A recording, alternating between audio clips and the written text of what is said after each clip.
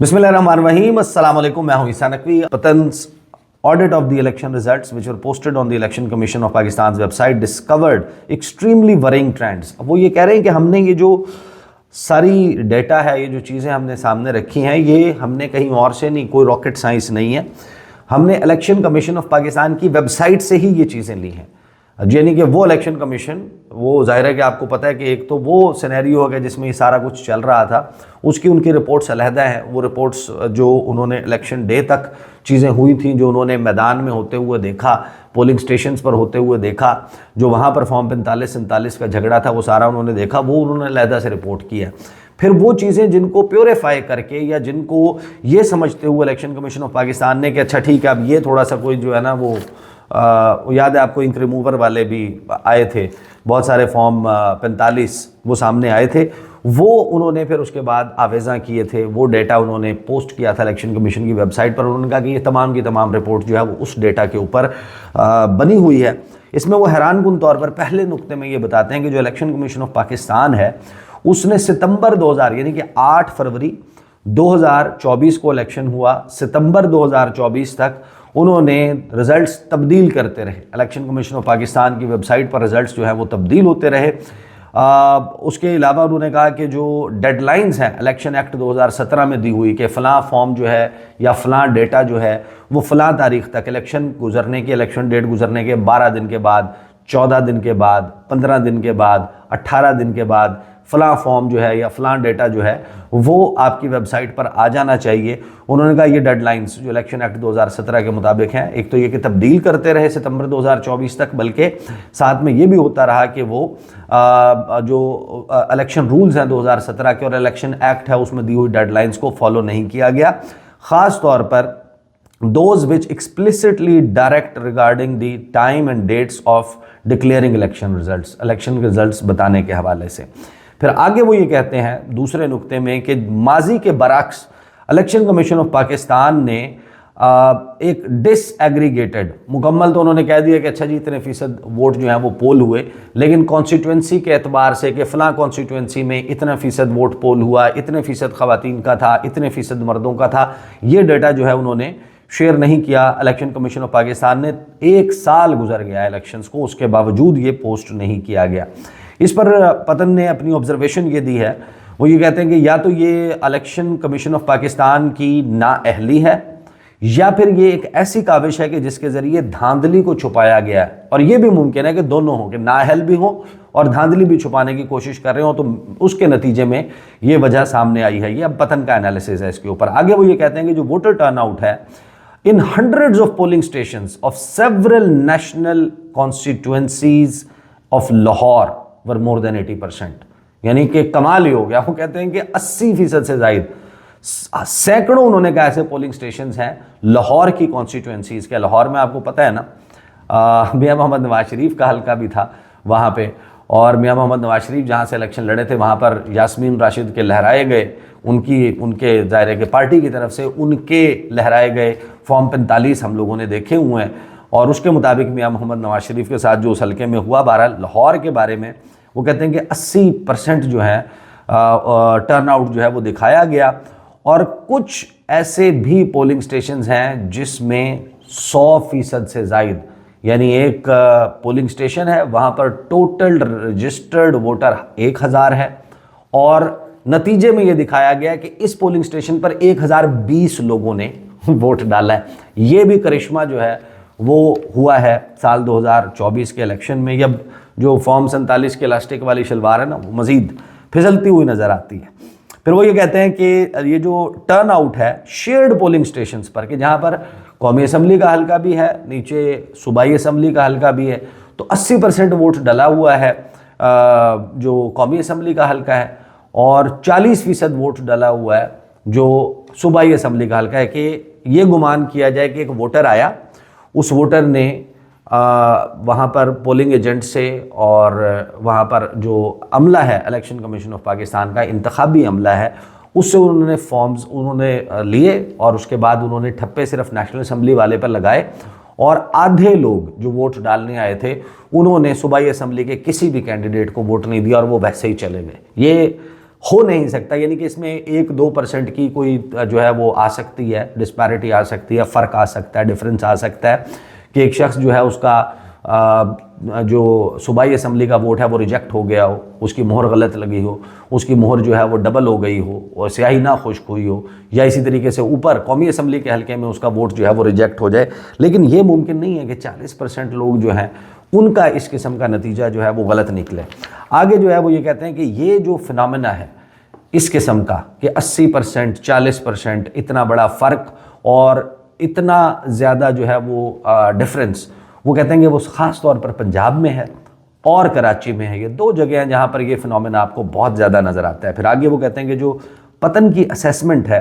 اس کے مطابق جو ریئل اصل ٹرن آؤٹ تھا سال 2024 کے جنرل الیکشنز کا، وہ کہیں کم ہے اس سے جو کہ کیلکولیٹ کیا گیا ہے مختلف اداروں کی طرف سے،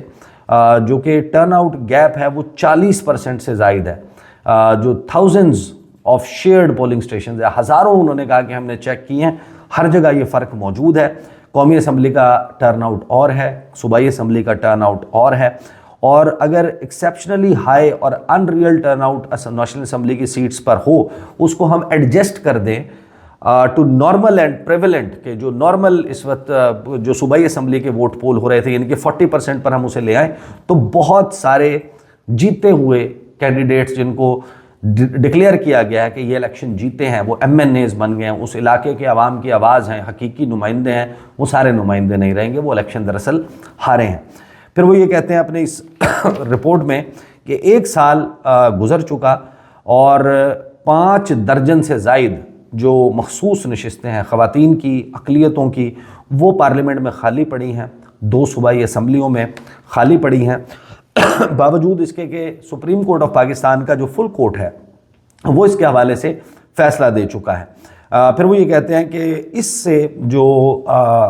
عوامی جو نمائندگی ہے وہ پوری نہیں ہو رہی فیڈریٹنگ یونٹس میں۔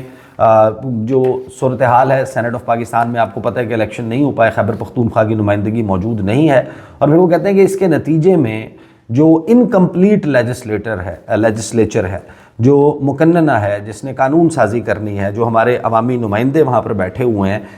وہ مکمل ہی نہیں ہے، ایوان مکمل نہیں ہے، تو وہ جتنی بھی قانون سازی کر رہے ہیں، آئین سازی کر رہے ہیں، جو کچھ وہ بنا رہے ہیں، وہ اس میں اب لیجیٹیمیسی کا فقدان ہے، اس کی ساکھ کے اوپر ایک بڑا سوالیہ نشان موجود ہے، اور وہ عوامی اعتماد کا مظہر نہیں ہے۔ پھر آگے یہ کہتے ہیں کہ جو جینڈر ووٹ گیپ ہے اس کا انہوں نے اس رپورٹ میں ایکسپلین کیا۔ پھر انہوں نے کہا کہ 421 پولنگ سٹیشنز،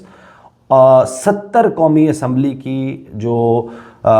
حلقے ہیں ان میں 0 یا 50 سے کم ووٹس جو ہیں ان پولنگ سٹیشنز میں ڈلے ہیں۔ اس کے باوجود الیکشن کمیشن آف پاکستان نے اپنا جو قانونی اختیار ہے جو اس کو کرنا چاہیے وہ نہیں کیا کہ وہ اس کے اوپر انکوائری کروائے کہ آخر ایسا کس طریقے سے ہوا، اور ان پولنگ سٹیشنز کے اوپر دوبارہ سے ووٹنگ کروائی جائے۔ پھر آگے وہ یہ کہتے ہیں کہ جو الیکشن کمیشن آف پاکستان ہے، کیئر ٹیکر حکومت ہے، جو موجودہ اتحادی حکومت ہے،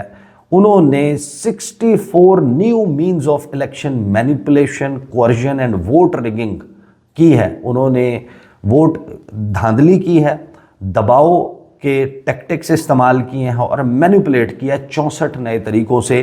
الیکشنز کو، اور یہ یقینی بنایا ہے to ensure victory for the current ruling coalition, جو موجودہ حکمران اتحاد ہے اس کی جیت کو یقینی بنانے کے لیے یہ کیا گیا۔ پھر آگے وہ یہ کہتے ہیں کہ there appears a strong and consistent correlation between vote rigging and the losers victory in numerous cases, کہ یہ سب کچھ جو ہے وہ اصل میں اگر آپ ان کو تبدیل کر دیں، ان ساری مینز کو، ان چیزوں کو مائنس کرتے جائیں، تو پھر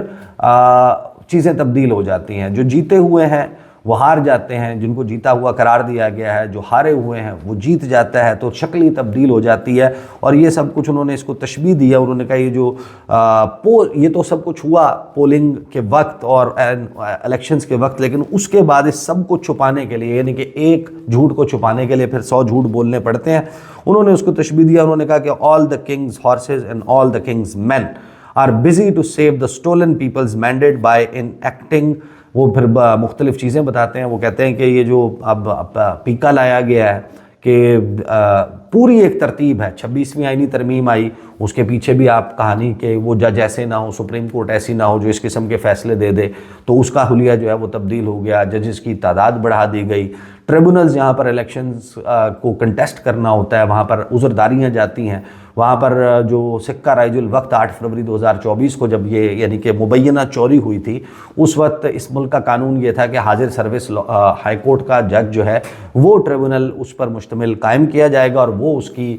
جو ہے وہ تحقیقات کے لیے موجود ہوگا, وہ اس کے پٹیشنز کو سنے گا. لیکن جب پتہ چلا کہ وہ طارق محمود جہانگیری یا دیگر جو جج صاحبان ہیں وہ تو فارم 45 مانگ رہے ہیں کہ لے آئیں اپنا بیسٹ ایویڈنس, فارم 45 لے آئیں. تو جو فارم 45 مانگ رہے تھے ان کی ڈگریاں جو ہے وہ جعلی نکل آئیں, ان کے بچوں کے سفری دستاویزات سامنے آ گئے, ان کے حوالے سے کیمپینز چلنے لگ گئی, ریفرنسز فائل ہونے لگ گئے, اور پھر ایک قانون آیا جس قانون میں حکومت کو یہ اختیار دیا گیا کہ آپ ریٹائرڈ جج کو بھی لگا سکتے ہیں اپنی مرضی کا جج ٹریبونل کو ہیڈ کرنے کے لیے. یہ بھی سب کچھ ہوتے ہوئے دیکھا. پھر اسی کے نتیجے میں ہم نے دیکھا کہ وہ پھر مخصوص نشستیں وہ الاٹ نہیں کی گئیں, مخصوص نشستوں کے کیس کا فیصلہ آیا, اس پر امپلیمنٹ نہیں کیا گیا. ان مزید کیسز کے فکس کرنے کا معاملہ آیا تو انہوں نے کہا کہ یہ تو منیب اختر اور منصور علی شاہ جو ہیں وہ کیسز ہماری مرضی کے بینچ نہیں بننے دے رہے. انہوں نے وہ جو تبدیل ہے پریکٹس اینڈ پروسیجر ایکٹ اس کو تبدیل کر دیا. وہ سارا کچھ کرنے کے بعد پھر 26ویں آئینی ترمیم آ گئی. پھر جب اس کے اوپر کسی نے بات کرنی شروع کی تو پھر پیکا ایکٹ آ گیا اور انٹرنیٹ بھی بند ہو گیا. یہ ہے وہ صورتحال جو اس وقت سامنے ہے. اور اس صورتحال میں ظاہر ہے کہ یہ پاکستان کا المیہ ہے. ایسا نہیں ہے کہ پہلے کبھی جو ہے وہ الیکشن چوری نہیں ہوئے, الیکشن جو ہے وہ اس میں دھاندلیاں وغیرہ یہ سب کچھ ہوتا رہا. لیکن ایک بات جس کے اوپر میں نے میں اس کے ساتھ وثوق کے ساتھ آپ کو یہ بتا رہا ہوں کہ جتنے بھی لوگ ہیں, چاہے وہ مسلم لیگ نون کو فیور کرنے والے, موجودہ حکومت کو فیور کرنے والے لوگ ہوں, یا اپوزیشن کے حوالے سے سافٹ کارنر رکھنے والے لوگ ہوں, وہ ایک بات کے اوپر جو ہے, ایک نقطے کے اوپر وہ جو ہے ان کی کنورجنس آف اوپینین ہے, اجتماع ہو جاتا ہے, اجماع ہو جاتا ہے ان کا. وہ یہ ہے کہ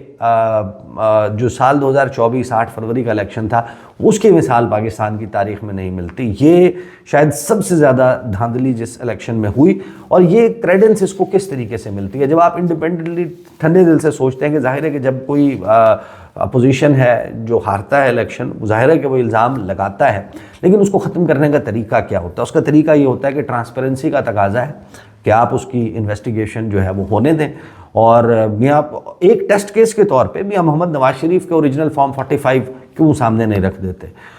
مریم نواز کے جو جس حلقے سے وہ ایم پی اے بن کے وزیر اعلیٰ بنی ہے وہ کیوں سامنے نہیں رکھ دیتے؟ وہ سامنے رکھ دیں, دودھ کا دودھ پانی کا پانی ہو جائے. ایک ٹاک شو میں بیٹھیں, میڈیا کے سامنے بیٹھیں, ٹریبونل کے سامنے جائیں, وہاں پر جا کر اپنا بیسٹ ایویڈنس جو ہے وہ سامنے رکھ دیں. لیکن وہ نہیں رکھا گیا. پھر دوسرا طریقہ کار کیا ہے کہ آپ کو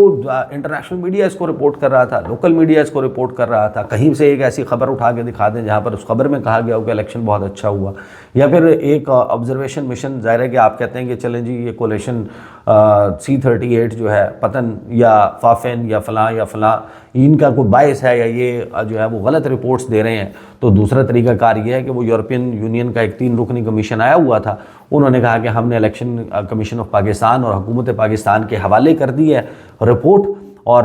اس رپورٹ کو پبلک کرنا یہ اختیار ہے کہ اگر الیکشن کمیشن چاہے, اگر حکومت پاکستان چاہے تو سوچیں اگر اس میں اس حکومت کی فیور میں کوئی بات ہوتی کہ یہ الیکشن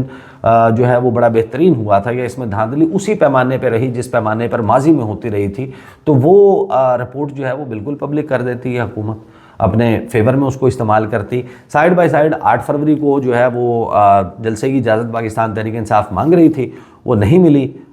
پتہ بھی تھا کہ نہیں ملے گی. لاہور میں مینار پاکستان وہ چاہ رہے تھے کہ وہاں پر ہو جائے. انہوں نے کہا کہ اسپیکر کانفرنس ہو رہی ہے, 8 فروری کو کرکٹ میچ بھی ہو رہا ہے, انٹرنیشنل اسپیکر کانفرنس بھی ہو رہی ہے, اور ہارس اینڈ کٹل شو بھی ہو رہا ہے, لہٰذا اجازت نہیں ملے گی. تو وہ ظاہر ہے کہ وہ نہیں ملنی تھی, نہیں ملی. تو 8 فروری کے حوالے سے تحریک انصاف کچھ پلان کر رہی ہے, لیکن وہ کوئی اتنا بڑے پیمانے پر نہیں ہے, کوئی دھرنا یا اس قسم کی کوئی چیز نہیں ہے جس کے اوپر حکومت کو کوئی اتنا پریشان ہونا چاہیے. لیکن ظاہر ہے کہ پریشانی نظر آتی ہے. ہو سکتا ہے کہ 8 فروری کو آپ کو جو ہے وہ انٹرنیٹ جو ہے وہ بھی